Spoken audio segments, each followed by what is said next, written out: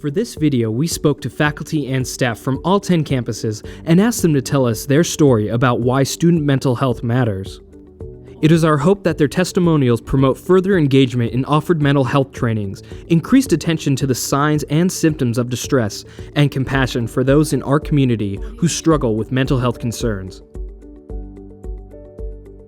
When did you first take an interest in student mental health, and why? I first took an interest when I saw an increasing number of students with conduct issues, also presenting other things like depression, stress, things like that. I think there's a close connection between student conduct and mental health, and it kind of got to a point where I realized I needed to educate myself more about the mental health side. Thank you, Courtney. Don, would you care to share your experience? I think I became very interested in this topic when I was a graduate student myself in the UC and carrying the burden of stress going through the post-BA process. And so I had some wise people who guided me through that process and helped me manage my own stress. And so that was my introduction to the topic by facing some significant challenges myself. Can you tell us about a time when you were able to put your knowledge to work to help a student, colleague, or family member? Yes, I actually had a time around last year where I received a call from a professor because there was a student who had received an A on their first paper, and then the professor hadn't seen them for about 2 or 3 weeks. And they were a student who were absolutely involved on campus as well as participating in class. And so the professor was really worried about that student. I spoke with that student. They said that they felt like they were in a really sort of depressed state of mind and that they didn't want to come out of their residence hall room. And so we sat and we talked for about 45 minutes around all the challenges that they were having. And by the end of the conversation, the student assured me that they would actually meet me the next morning, where I walked them over to counseling and psych services. And so for me, that's one of the things that sticks out in my mind about why I also continue to do this work and why it's important. But it's also one of those stories where it's not just one person's responsibility on campus to make sure our students are safe, but it's everybody's, and we are a community. And so it was really helpful that that professor actually reached out to call someone. Great answer, Akira. Okay, Andrew, your turn. I certainly have helped a number of students, who maybe have come to my office hours and been, had a mental health issue or wanted to discuss a mental health issue. And so I've talked to them and I've tried to find appropriate referrals for them. Sometimes students have come to me hoping to see me, but that's not possible. That's not ethical for me to see a student. And so I try to discern what the concerns they have are and what the appropriate referral source would be. Often that's simply to CAPS, the Counseling and Psychological Services Center, but sometimes there's, they want to go more privately. And so really, the most common scenario is me being in the role of helping them find an appropriate referral. What are some signals that a student may be struggling that a staff or faculty member might notice? Well, there's a number of things to be aware of. Oftentimes, students that are struggling psychologically show evidence of it in their physical demeanor. So they may be kind of disheveled, not taking care of how they dress or keeping up their personal hygiene.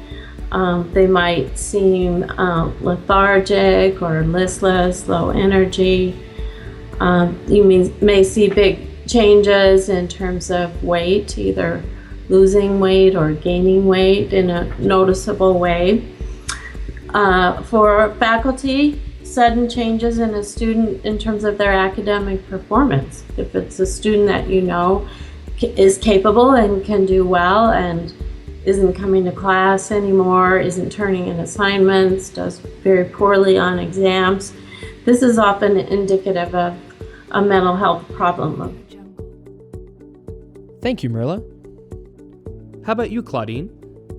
It could be withdrawal. It could be they're not showing up for class.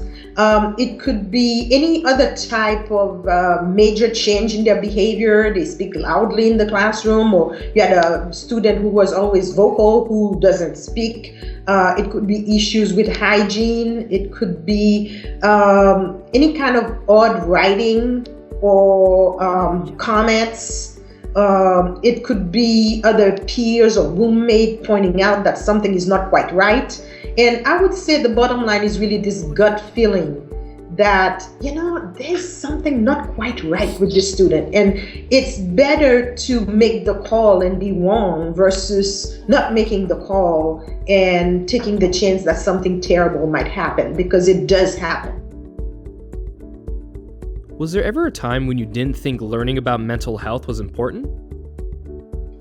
I don't think there was ever a time that I didn't think knowing more about mental health problems and mental health services was important.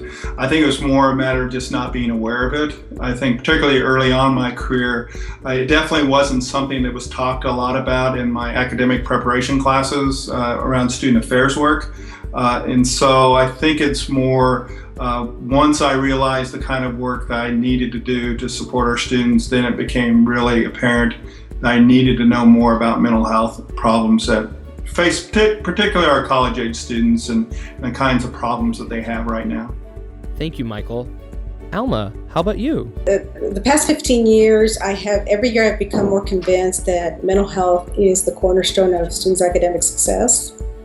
So I am a proponent of therapy and exercises and other strategies of maintaining a healthy mental state, so that one can make good choices and be able to achieve whatever they set out to achieve, and then also learn some lifelong strategies, because stress is not only, these conditions are not going to be only here at the university, they're going to move into the workplace and life in general. So we see that we're also trying to influence students for the rest of their lives.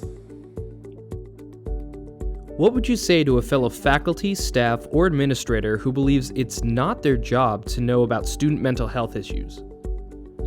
Yeah, obviously I think it was unfortunate. I would want them to really understand what it is that our students potentially can go through as it relates to mental health issues. There are a significant amount of students that I know and that we understand through research that can go through mental health issues. And if it's that faculty and staff or staff member that is dealing with that student on a one-on-one basis more so than anyone else, and they're not attuned to what might be a sign from a student, then we're really not doing our jobs. We're not going to be able to educate them if they're struggling with those mental health issues. So it's everyone's job, and I would hope that that faculty or staff member has a significant interest, because it should be a part of our work. Thank you, Kevin. Ken, what are your thoughts? Unfortunately, there are some people who feel that way, and I would say to them, your job is in being in an institution of higher education like UC Riverside.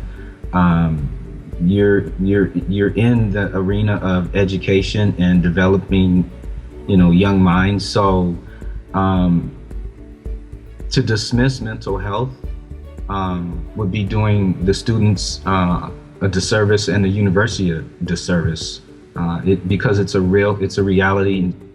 That would be unfortunate, but like I said, there are some folks who really believe that it's really not important. But until I guess they really walk,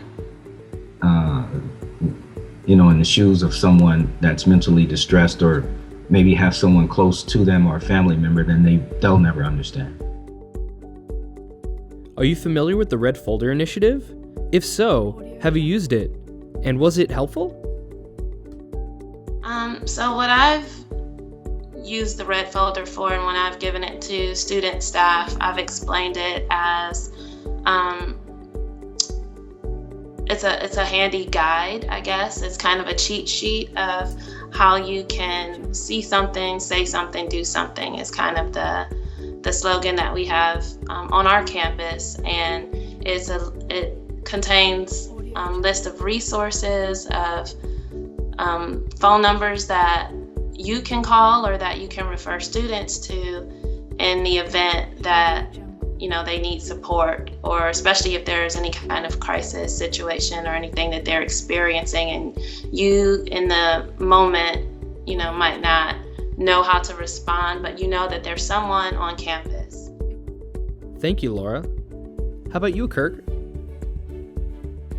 I have used this folder, and I think that this really breaks it down in such a way that it's very clear how quickly we can connect someone to the right resources, and it really makes it clear that we don't need the professors or staff members to be the experts. There are experts who get paid and have tons of expertise in these things.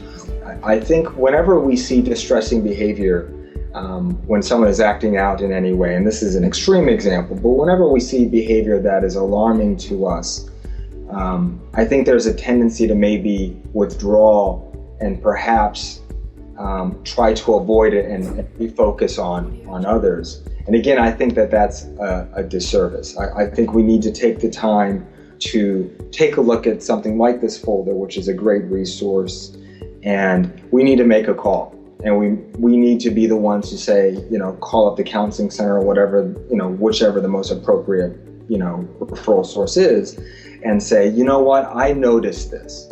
I don't know what it means, but I do know that I saw it happening and I wanted to make you aware. If you could say one thing about student mental health to faculty, staff, or administrators across all the UCs, what would it be? That mental health matters, that the mental state and well-being of our students is essential for them to be successful, not academically, but in life, and especially for our underrepresented students who may fall through the cracks, who may not go into counseling services through more traditional routes. So I think of our, LGBT students, our first-gen students, our students of color, our students with disabilities, our veteran students. These are all student groups that have been identified as not accessing mental health. So my message would be that mental health matters, that we need to work to make sure all students are getting the resources they need, and that includes students who may just come to us directly about what their needs are, but that includes noticing the students who may not come to us and the students that may otherwise fall through the cracks. Wow, amazing. Okay, Claudine, please share your thoughts. Well, I would say that the impact of mental health is real. And that suicide is one of the most tragic aspects of mental health, and that those things are preventable. We have the tool, we have the resources. So again, say something, do something, use those resources, because stats show that nationwide, the people who commit suicide in general are people who did not reach out for help. So let us be that bright light in the life of those who are in moments of darkness, and reach out and put them in contact with the appropriate professionals who can help them and bring them back to life, to light, to joy, to happiness, and to hope. That should be the mark for all students attending college. So let's not really miss out. We don't have a second chance. For more information about mental health services offered on your campus and training for graduate research and teaching assistants, contact Counseling and Psychological Services at 209-228-4266 or visit our website.